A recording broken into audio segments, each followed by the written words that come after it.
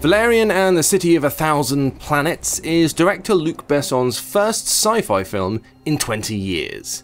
If you can't wait to see it in cinemas, there's a mobile video game tie-in that also acts as a prequel. However, from the off, the game pretty much screams freemium mobile game 2017 at you from the screen.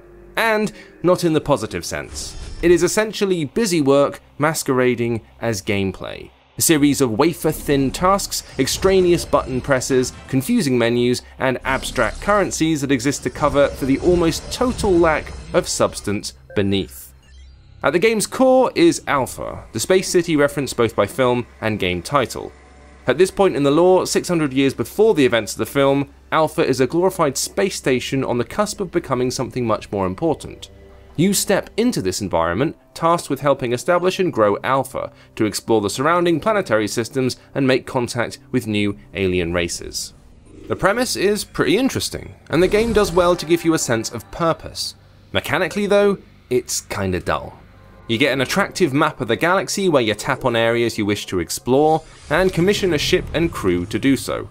Once this automated process begins, you can enter side and story missions for that area. They play out like little narrative adventure games, albeit extremely shallow, simplistically written ones. You get 3 decisions to make in each mission, each with 3 choices. There are odds ascribed to each choice depending on your level and your crew members' unique abilities. But there's little flow to these tiny narrative vignettes, and you can spot the seams between the mix and match components from a mile away. There's also little obvious reason to choose many of the paths over others. Pretty soon we realised we were tapping without even reading what they signified just to bring forward the reward stage.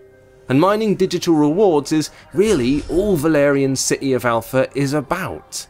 There's a bit of strategy to building habitats for new races, and you get certain bonuses for linking up these habitats in certain ways, but again, it's awfully light.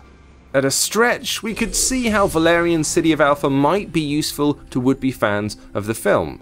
We should also stress it isn't an inherently broken game. If you took 1 or 2 of the disparate elements out and really focused on them and honed them, you might have something here. Instead, what you've got is a load of elements that don't really amount to much of anything.